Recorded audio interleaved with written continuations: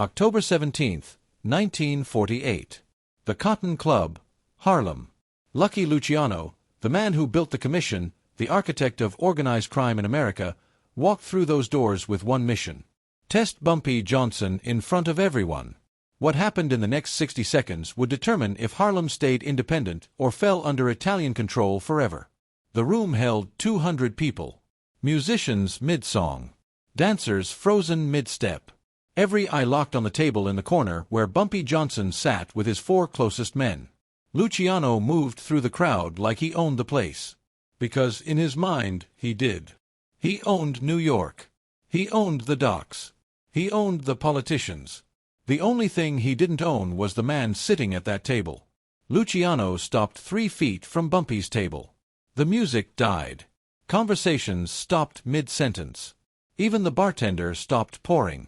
The entire club went quiet. Not the kind of quiet where people whisper. The kind where breathing feels too loud. If you want the full truth about what really happened that night, hit like so this story reaches more people who need to understand real power. Luciano pulled out a chair. Nobody invited him to sit. He sat anyway. That's when Bumpy Johnson looked up from his drink. No surprise on his face. No fear. Just that cold stare that made grown men confess secrets they'd buried for decades. "Charlie," Bumpy said, using Luciano's real first name. Not Lucky. Not Mr. Luciano. Charlie. Like they were equals. Like Luciano wasn't the boss of bosses who'd reorganized the entire American mafia just 15 years earlier. Luciano smiled. But his eyes didn't smile with him. "Bumpy, we need to talk about your operation." "My operation runs fine." "Your operation runs in my city." That's when the tension cracked like lightning. Bumpy's 4 men reached for their waistbands. Luciano's 8 bodyguards, positioned throughout the club, tensed up. 200 witnesses held their breath. One wrong move and the Cotton Club would become a graveyard. But neither man moved. They just stared. This wasn't about guns. This was about something deeper. This was about respect. Territory. Legacy. The future of Harlem itself. 3 weeks earlier, the commission held an emergency meeting. 5 families. One topic. Bumpy Johnson. The numbers racket in Harlem was pulling in $40,000 a week. Every week. That's over $2 million a year in 1948 money. The Italians wanted their cut. They always got their cut. From everyone. Except Bumpy. Frank Costello spoke first. "We let him operate because he keeps the peace. The moment he can't keep the peace, we move in." Vito Genovese disagreed.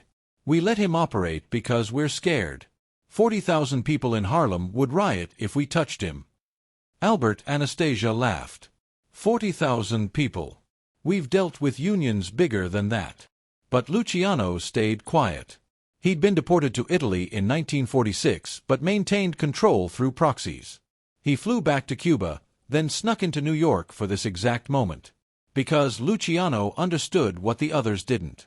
You can't just kill Bumpy Johnson. The man had become bigger than himself. He was a symbol.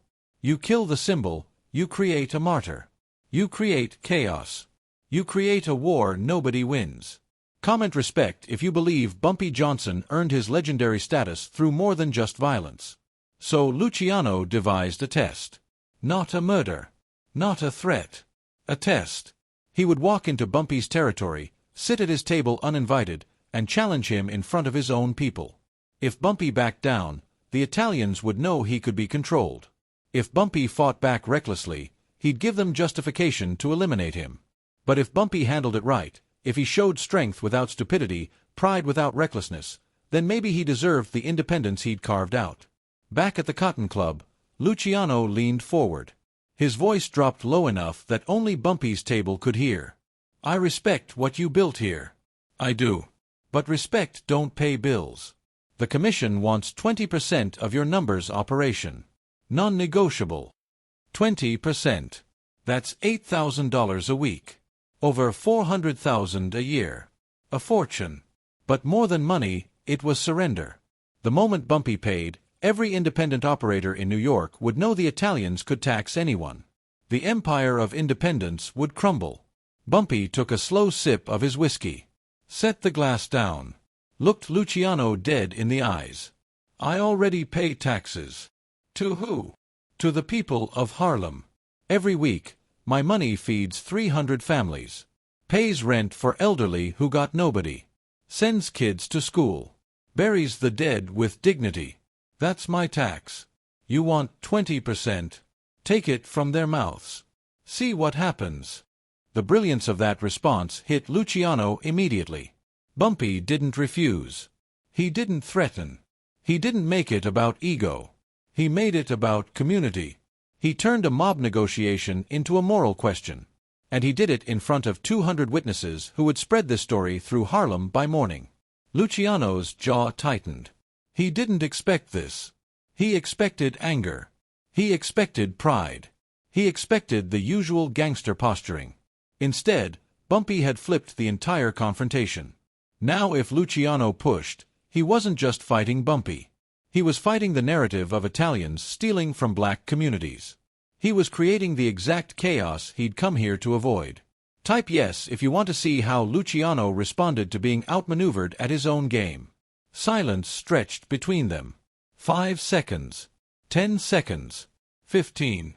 In the criminal world, silence is power. Whoever speaks first loses. But this wasn't about who spoke first. This was about who understood the game better. Finally, Luciano laughed. A real laugh. Not the cold smile from before. He actually laughed. You're smart, Bumpy. Smarter than the idiots I deal with every day.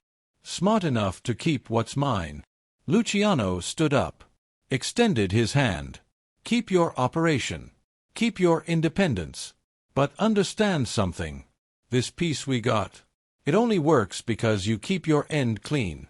The moment Harlem becomes a problem for the families, this conversation happens different. Bumpy stood, shook his hand. The handshake lasted 3 seconds. Long enough for every person in that club to see it, to witness it, to understand that these two titans had reached an understanding. Harlem won't be a problem, Bumpy said, because Harlem takes care of its own.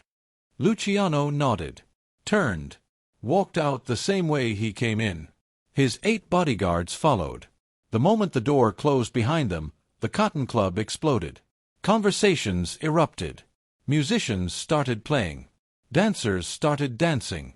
But everyone was talking about the same thing. The same moment. The same unbelievable confrontation they'd just witnessed. Bumpy sat back down. Picked up his whiskey. His hands didn't shake. His voice didn't waver. He looked at his 4 men and said 6 words that became legend in Harlem. Never negotiate from fear. Ever. But here's what most people don't know. What happened after Luciano left? What happened in the weeks and months that followed? Because that handshake wasn't the end of the story. It was the beginning of something bigger. 2 days later, Luciano met with the commission again. This time in a warehouse in Brooklyn. The 5 families demanded answers. Why didn't he force Bumpy to pay? Why didn't he assert control? Why did he back down? Luciano didn't back down. He smiled that same cold smile and asked them one question.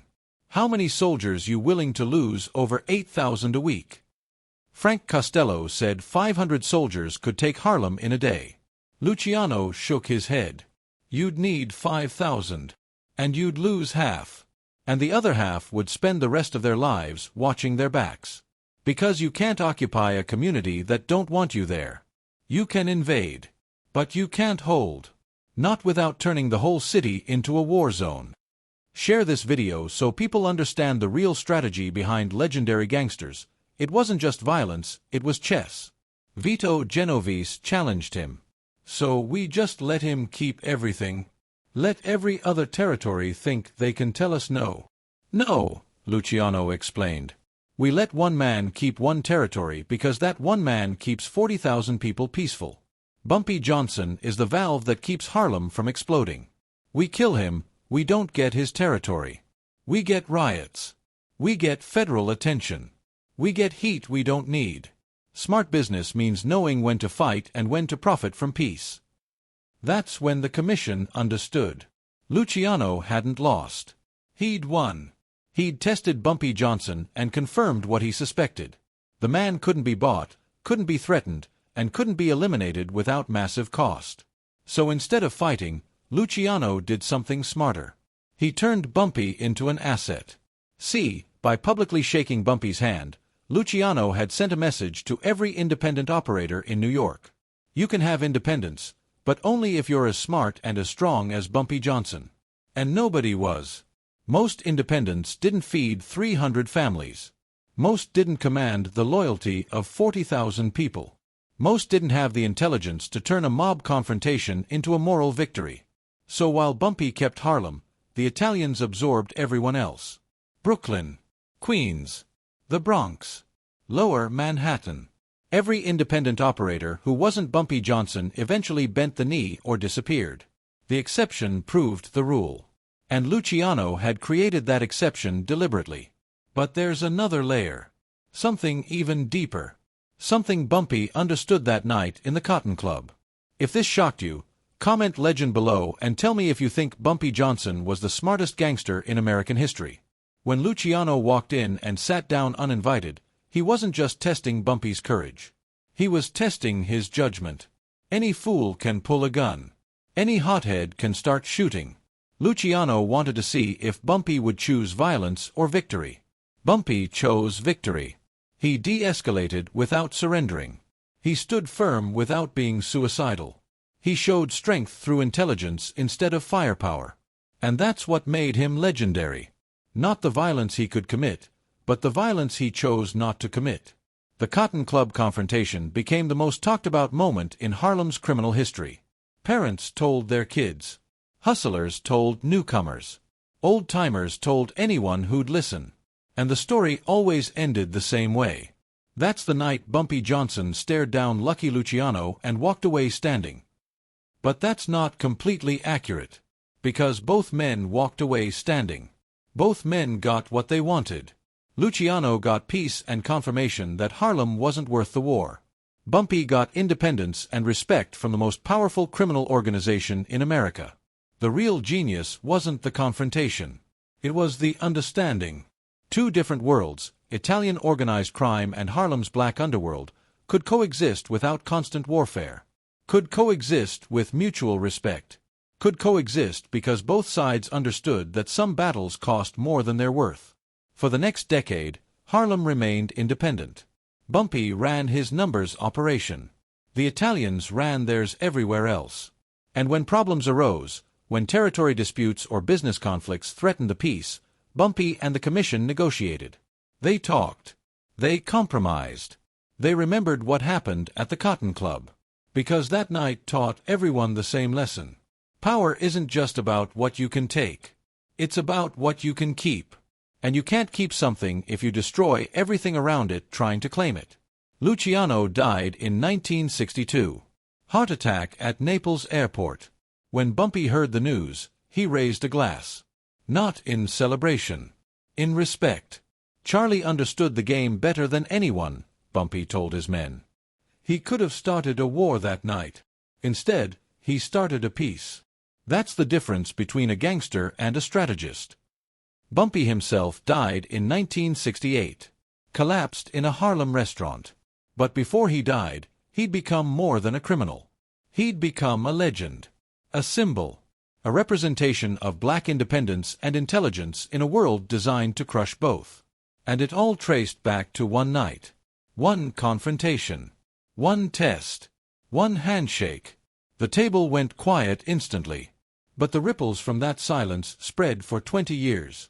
They spread through every negotiation, every territorial dispute, every moment when violence seemed inevitable but intelligence prevailed. That's the real story of October 17, 1948. Not just what happened in the Cotton Club, but what didn't happen. The war that never started.